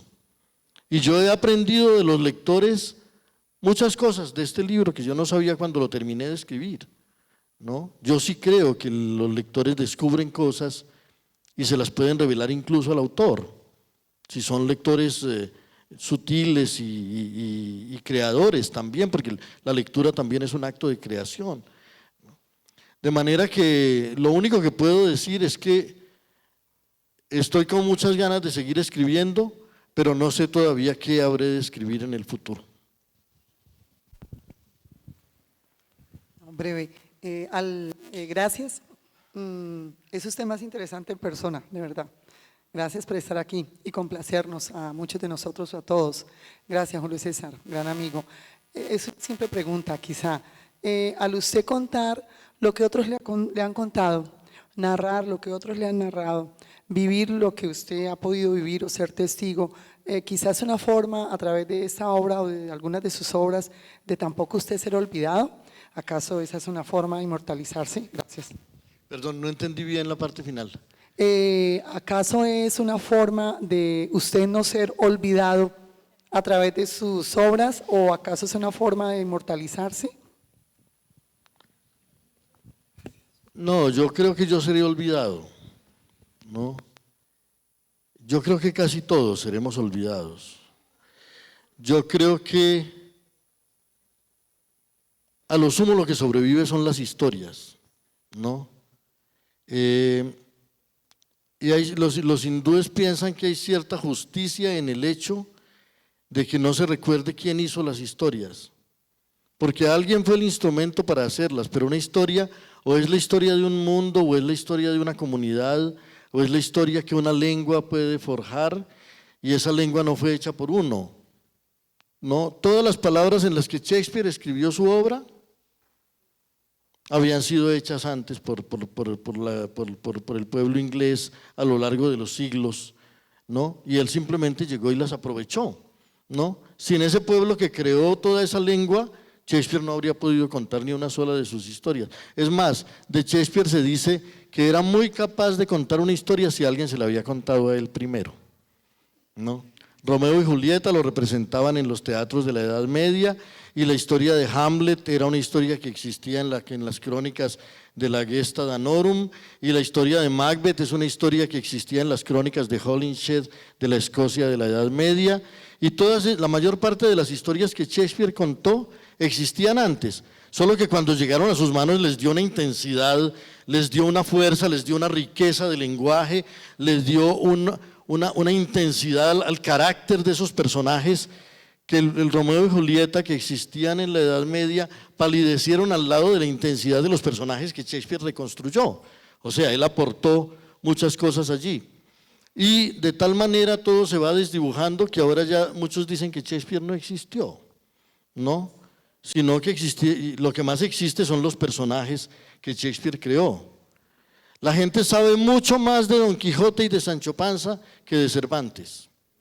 Cervantes se va afantasmando, mientras Don Quijote y Sancho Panza se van volviendo cada vez más presentes, más inolvidables, más memorables en la historia de la humanidad. Entonces, los individuos terminamos siendo olvidados, pero qué hermoso haber sido por un instante un instrumento para que una historia dure un poquito más y algunos la conozcan, y algunos tienen el privilegio de contar historias que ya la humanidad no querrá olvidar.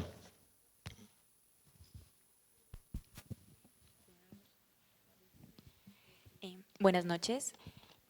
Primeramente estoy muy agradecida por esta charla, he aprendido mucho, y lo que más me llamó la atención fue todo ese recuerdo, toda esa línea genética, esa capacidad de reconocer la memoria histórica que tenemos, la memoria de nuestras familias, de nuestras culturas, de todo lo que nos rodea, porque en mi opinión el mundo es eso, un crisol de muchas cosas que de una forma u otra inciden en nosotros.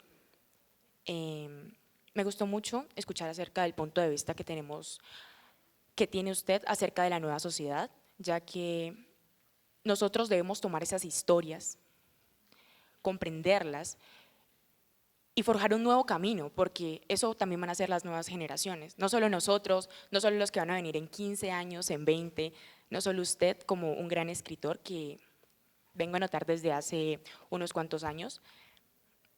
Es parte de aprender y de cierta forma progresar, aunque eso ya incide entre nosotros. La pregunta que quería hacer el día de hoy es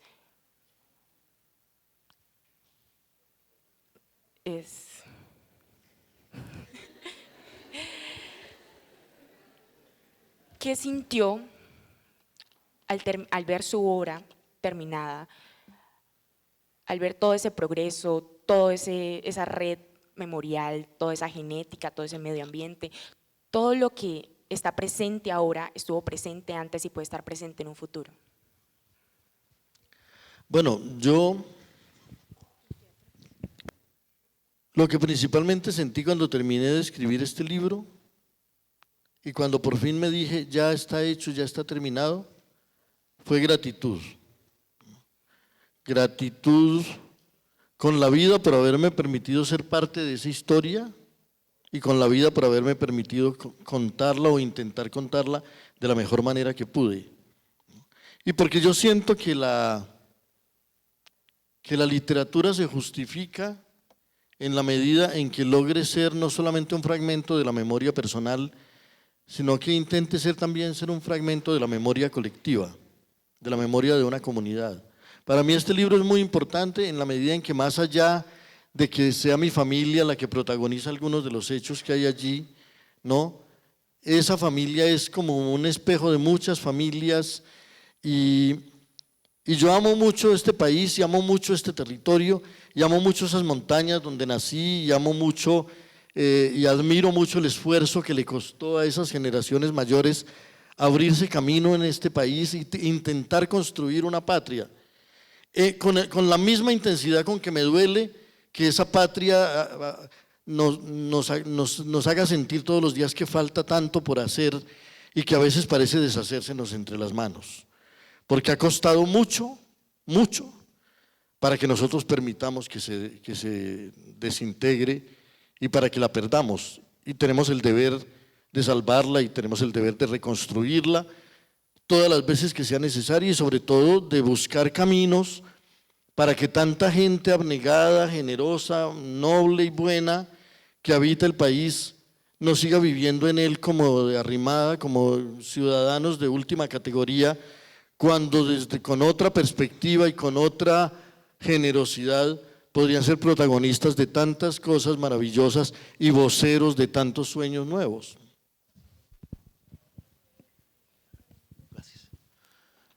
Buenas noches. Gracias primero a Julio y a William por estar aquí. Cuando Richard Bach habla de mundos paralelos y cuando Gabriel García Márquez habla de utopías, pues leía algunos de los fragmentos que tú discutías años atrás. ¿Qué hubiese pensado, qué pasaría hoy con este país si en el momento que López Pumarejo dice hagamos una reforma agraria, cómo cambiaría hoy este país si en ese momento Mariano Ospina y Laureano Gómez aceptan esa propuesta que en un momento dado dio Artigas en Uruguay y hoy pone un país totalmente diferente? ¿Cómo crearías tú una novela de cómo sería ese país hoy? Bueno, yo creo que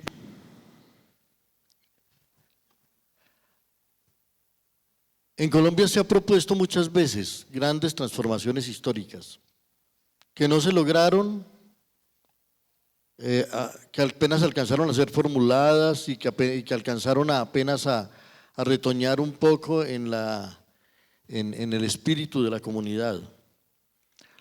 Yo ya estoy cada vez más convencido de que no basta que unos grandes líderes formulen grandes proyectos y grandes tareas. Esas tareas solo se realizarán cuando dejen de ser el proyecto de un gran señor y de un gran líder y de un gran de la encarnación de un momento de la política y se conviertan en proyectos de la comunidad, que sean convicciones de la comunidad, que la comunidad sepa que hay que hacerlos y esté dispuesta a todo por lograr que se hagan con toda la paz y con toda la armonía posible y con toda la energía que es necesaria también para eso. Porque yo creo que es fácil decir que hay que hacer reforma agraria. Es fácil. Así como es fácil decir que hay que hacer catastro rural. Decirlo es fácil. ¿Cómo hacerlo realmente teniendo en cuenta las condiciones? No.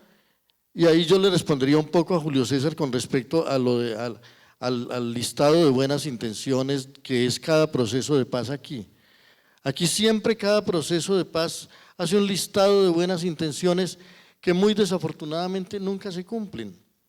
Porque una cosa es poner en el papel unos proyectos y otra cosa es haberlos hecho retoñar en una comunidad entusiasta que garantice que va a marchar en esa dirección. Por eso es tan equivocado hacer procesos y dejar a la comunidad aparte de ellos, esperando que solamente al final los aplauda o los respalde, ¿no?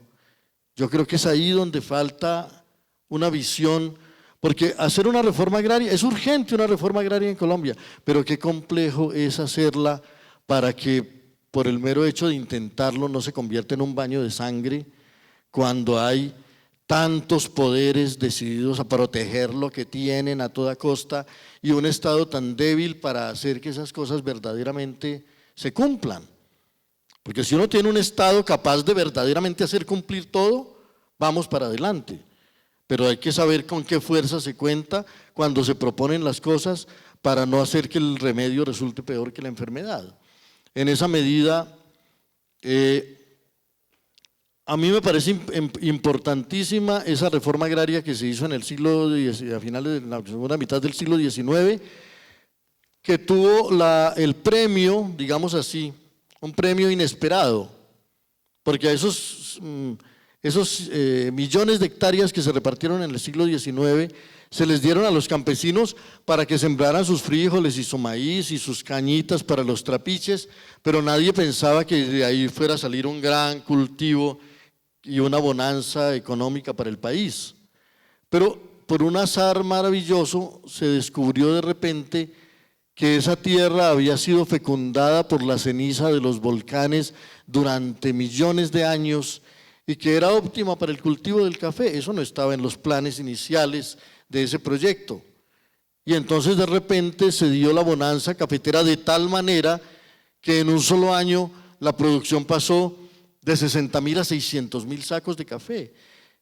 Y ya la pregunta era cómo sacamos todo este café al mercado mundial cuando no había caminos, y entonces un camino entre Salamina y Mariquita que se trazó en medio de los peñascales y de los barrizales y de las lluvias y de la niebla y de los abismos. Por ese camino 10.000 bueyes bajaron la cosecha cafetera hasta el río Magdalena y subieron las mercancías inglesas hasta por todas esas lomas, y después se construyó un cable aéreo que hizo bajar de 10 días a 10 horas el tiempo que tardaba la cosecha cafetera en bajar hasta el Valle del Magdalena, ¿no? Y bueno, fue una fortuna que la reforma agraria se hiciera casi sin efusión de sangre y que además tuviera ese premio y esa recompensa maravillosa y un poco inesperada. Entonces, hay que formular esos proyectos, pero el país necesita también crear esa comunidad solidaria capaz de realizarlos, porque no va a ser solamente la voluntad de unos cuantos lo que pueda realizarlo.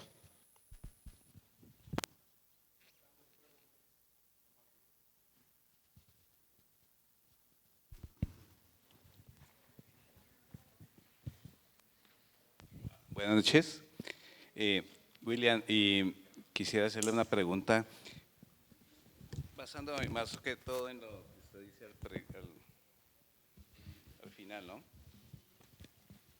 Dice al final de su libro, este libro es una novela, todo lo que se cuenta en él, si fue verdad alguna vez, ahora es un sueño, y todos cuantos habitamos en él seremos sueños. Yo dije, cuando leí la novela, dije, el día que encuentre a William le voy a decir que no estoy de acuerdo en la última parte. Cuando yo he visto que nosotros, por nuestras profesiones, resucitamos fantasmas, ¿no? Yo en la historia, usted en la literatura. Lo dijo ahora la compañera, ¿qué busca un escritor cuando escribe una novela? ¿Qué busca un historiador cuando trata de revivir ciertas memorias, ciertas historias, para que aquello que ha pasado, que la gran tragedia colombiana no se quede en el olvido? Yo lo que veo, y con pues usted ha sido un gran luchador en el tema educacional, ha trabajado mucho, ha tratado de ilustrar, y uno ve la realidad, la dificultad de que esa clase dirigente que usted siempre menciona en dar oportunidades a la gente. Yo anoche acabé de llegar de Nariño, de hacer un recorrido por sitios muy inhóspitos, recorriendo también lo que usted pasó cuando murió mi papá. Empecé a recorrer también el camino de los antepasados. A través de la genealogía uno tiene como un punto que lo transporta en el tiempo. Su familia, la mía, se transformó en el espacio con la naturaleza y con el hombre, pero el ADN es una cuestión muy compleja. Lo transforma y lo transporta uno instantáneamente en muchas generaciones. Yo logré en 7, 8 generaciones llegar hasta 1820 y hacia atrás no pude más por los registros parroquiales, etcétera, etcétera. Pero detrás de todo eso que usted ha dicho hoy, lo que más me causa mi incertidumbre o pesimismo es que creo que va a haber muchos guayacanales. Van a haber muchos escritores, ojalá con el talento suyo, pero van a haber muchos guayacanales, porque este estado fallido en el que nosotros vivimos es muy difícil. Soy de pronto pesimista, pero informado. Entonces, yo quisiera decirle, solamente, no como decía Faciolince, el olvido que seremos, solamente siguiendo haciendo lo que usted hace, no seremos el olvido, ¿no?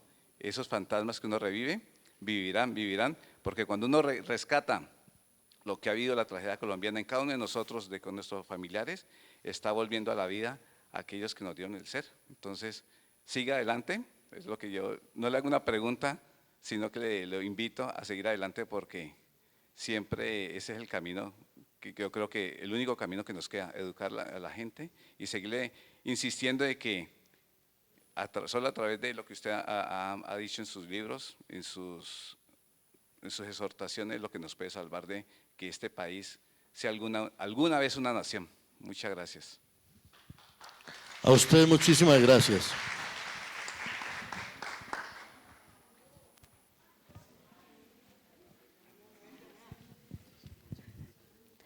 Buenas noches a todos. Mi pregunta es la siguiente. ¿Qué mensaje le puede dar a todos los jóvenes que lo ven hoy respecto al avance que a usted le gustaría ver en el país? Bueno, la verdad es que lo que he dicho hoy, todo, es el mensaje que yo quisiera darle a los jóvenes con respecto a lo que yo quisiera que sea el país y que logre el país.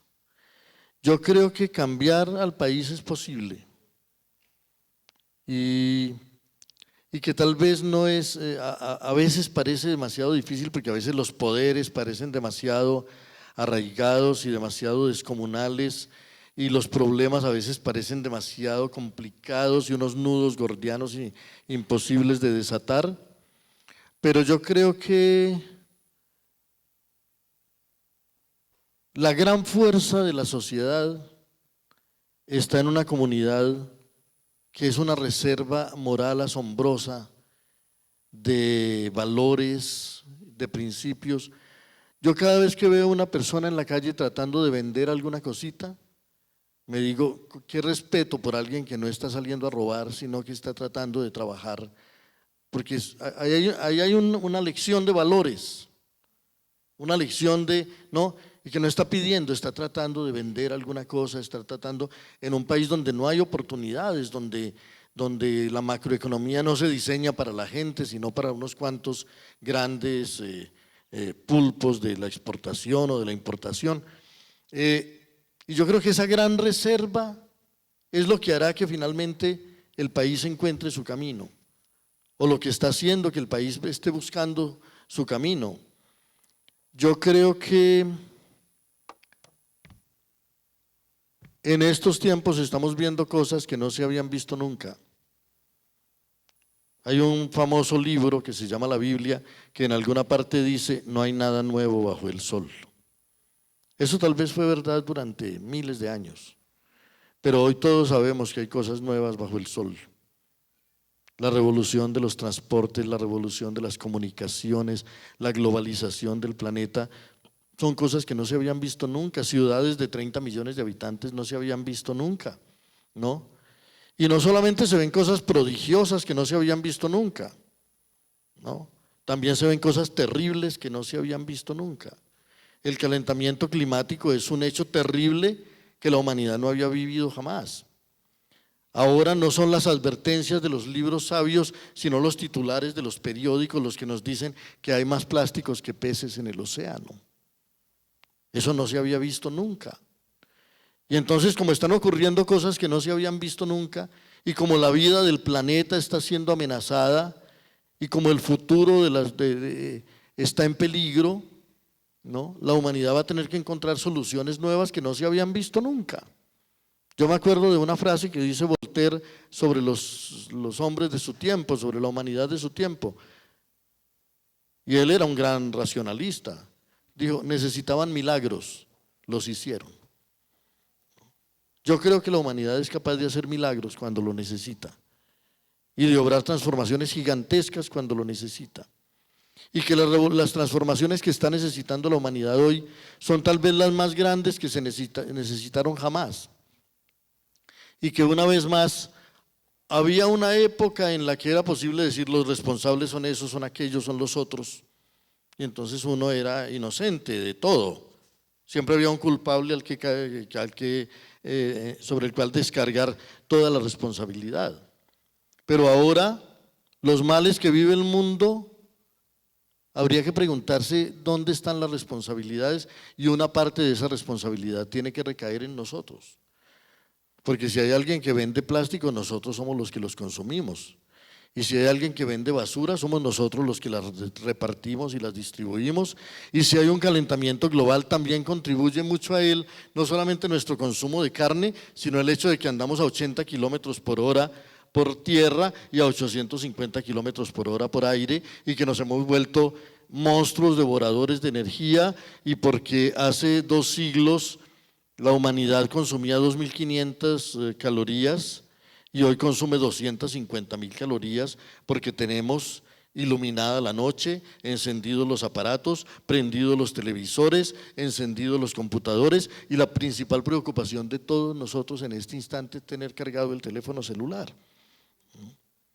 De manera que ya no podemos decir que los responsables están por allá lejos, y la gran revolución que está necesitando nuestra época es una gigantesca revolución de las costumbres que nos convierte en seres más austeros, menos consumistas, menos dóciles a la manipulación publicitaria, menos embelesados con unas pantallitas que ya ni miramos el mundo.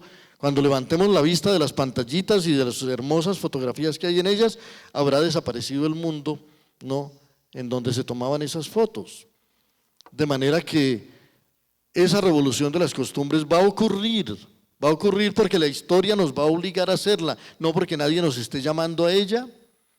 Y en la historia de la humanidad ha habido grandes revoluciones. El cristianismo fue una gran revolución de las costumbres, que trajo una noticia que nadie había oído jamás, que todos somos hermanos, que todos somos hijos del mismo Dios. Una noticia más difícil todavía de cumplir, cuando Cristo dijo que había que amar y hasta a los enemigos. Y le preguntaban, hay que trabajar, y él decía, mirad los lirios del campo y las aves del cielo, que no trabajan ni hilan, y ni Salomón con toda su pompa vistió como ellos, ¿no? Y decía que si a uno le robaban el manto, había que darles también la capa.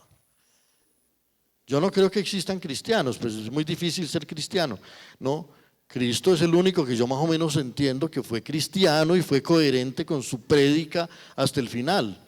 Pero el cristianismo no como realización, no como cumplimiento, pero como propuesta moral para la humanidad, obró una transformación gigantesca en el mundo y creó una escala de valores. Ahora, que muchas iglesias hayan traicionado eso y hayan terminado matando en nombre de Cristo, cuando él decía que había que respetar la vida, ¿no?, y hasta que había que amar a los enemigos, ¿no? Pero eso no es problema de Cristo. Cristo formuló una propuesta que, si bien la humanidad no la ha cumplido, por lo menos no la ha abandonado. La gente sigue pensando que ahí había una sabiduría, y que tenía razón Diógenes cuando decía que rico no es el que tiene mucho, sino el que necesita poco. Y eso sería muy bueno para esta época, que nos predica una opulencia que ya es imposible, y un consumo suntuario que ya es descarado, y una producción de basura incontenible.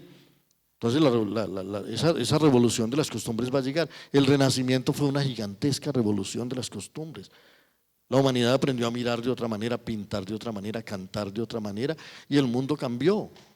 Y las nuevas generaciones están comprendiendo que este modelo de sociedad que les está dejando la historia no satisface ninguna expectativa y no ofrece ningún futuro. Entonces se van a ver constreñidas a cambiar el mundo. Y lo van a cambiar. Yo oigo venir el rumor de esas generaciones que sienten que este mundo que les están vendiendo no, en realidad no solo no cumple sus promesas, sino que está amenazando seriamente con acabar las esperanzas de la vida en el único planeta habitable a años luz de distancia.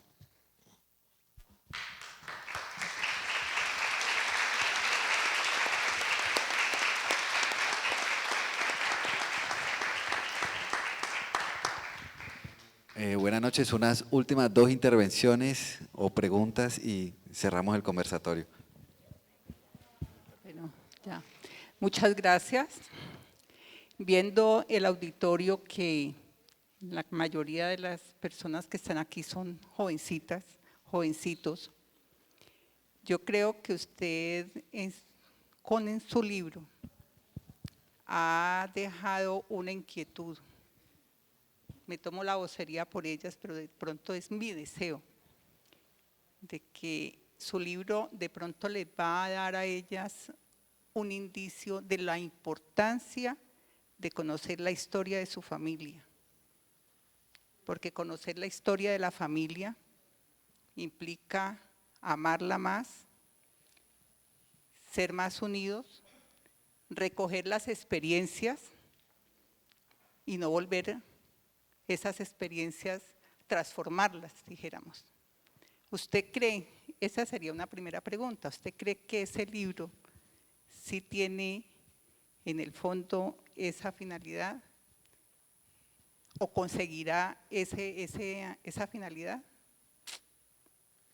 Bueno, yo creo que de alguna manera lo que yo me propongo cuando lo escribo, recuperar la historia de mi familia, describir el mundo en que nací y en el que ellos vivieron, tratar de ver de qué manera esa vida familiar se inscribía en el ámbito de un momento de la historia del país y tratar de entender de qué manera se vieron inmersos no solamente en todos esos éxodos y en esas fundaciones, sino también en todas esas aniquilaciones que llegaron después. Y eso es, digamos, mi propósito. Todo lo que el libro consiga más allá de eso, no puede no ser mi propósito, pero no dudo de que puede ser una consecuencia. No dudo de que, porque a mí en los libros en mí han obrado cosas semejantes, ¿no? Un libro me ha conmovido y me ha llevado, me ha inspirado, me ha entusiasmado, ha abierto horizontes para mirar las cosas. Y yo creo que cada vez que uno lee un libro, uno no está solamente leyendo ese libro, sino leyéndose a sí mismo a la luz de ese libro. Por eso cada vez que uno vuelve al libro, uno ya es otro y descubre nuevas cosas en uno también. Entonces leer un libro no es solamente leer la historia que está allá, sino dialogar con ella, ¿no? Interactuar con ella, y entonces pues un libro puede tener muchas consecuencias. Bueno, gracias por esa respuesta. Yo creo que eso es un llamado para todos quienes hemos estado participando hoy, de que naveguemos en el mundo de nuestra familia, en la historia de nuestra familia y asimismo en la historia de la sociedad en la cual estamos. Y la segunda, que de pronto ya usted ha dado algunos puntos de referencia, siempre le decimos a los jóvenes, ustedes tienen mucho que hacer, ustedes son los que van a transformar, ustedes son responsables, ustedes, los muchachos, ¿no? Son los responsables y nosotros quizá mucho más de la situación en que se está viviendo. Yo quisiera como que existiera algo muy puntual, una respuesta muy puntual de cómo la sociedad puede empezar a transformar. Porque es que nosotros, usted lo dijo muy claro, simplemente damos nuestro voto, a veces lo hacemos más por amistad, damos nuestro voto y les dejamos la responsabilidad a aquellos que nos manejan, que tienen su empresa política, porque eso es una empresa. ¿Cómo sería para todos estos jóvenes? Como ese inicio de asumir la responsabilidad y transformarse.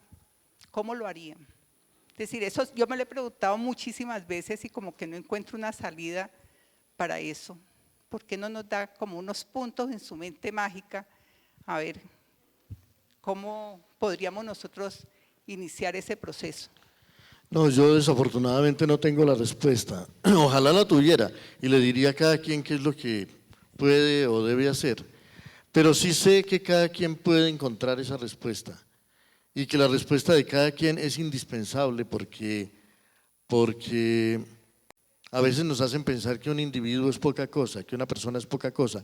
¿Qué puedo yo? Dice cada quien frente a estos poderes, frente a esta inercia planetaria, frente a estos peligros, frente a la enormidad de los desafíos. ¿Qué puedo yo? Yo no soy más que una persona, ¿no? Dice cada quien. Pero una persona era Gandhi, una persona era Bolívar, una persona era Einstein, una persona era… No, al mundo lo han cambiado las personas, ¿no? Solo las personas lo han cambiado. Y en esa medida cada quien está en condiciones de descubrir en sí todo ese potencial transformador que permita, uniendo voluntades, construir un país. Porque el país solo será lo que hagamos entre todos, no será lo que alguien nos haga, ¿no? Por talentoso que sea. Y la transformación de un país requiere arquitectos, requiere ingenieros, requiere biólogos, requiere matemáticos, requiere ebanistas, requiere agricultores, requiere bailarines, requiere narradores, requiere músicos, requiere astrónomos, ¿no? Y en cada uno de nosotros hay un saber que vino con nosotros. Es imposible hacer un músico de alguien que no nació para ser músico, ¿no? O que no, en los primeros tiempos de su vida, no sabemos cuándo, no configuró en sí esa vocación de armonía, de sonoridad, de equilibrios, de ritmos, que es la música. Y en cada quien es posible descubrir al investigador de la biología y al que ama las hormigas y al que ama los pájaros y al que ama los bosques y al que quiere aventura, ¿no? Entonces, la educación es un semillero, sobre todo no tanto de enseñanza de cosas, no solo eso, sino de descubrimiento de un montón de talentos y de vocaciones. Y basta que cada quien siga responsablemente una vocación y trate de hacer con ella todo el bien que pueda a una comunidad, y ya encontró cuál es el papel que tiene que jugar en el proceso de construcción de una sociedad verdadera. Porque ¿qué es una sociedad verdadera? Una sociedad en donde cada quien trata de cumplir de la mejor manera lo suyo y hacer lo que le toca de la manera más responsable y más hermosa. Y si cada quien descubre que la felicidad no es no hacer nada, sino seguir esa vocación que hay en uno, que uno solo es feliz cuando sigue esa vocación y encuentra una disciplina, un oficio que lo satisfaga, ¿no? Si cada quien descubre eso y busca esa felicidad por ese camino, va a ser mucho más fácil construir un país. Bueno, muchas gracias a todos. Muchas gracias a Julio César por su continua amistad y a todos por su presencia y a Confandi por su hospitalidad. Muchas gracias.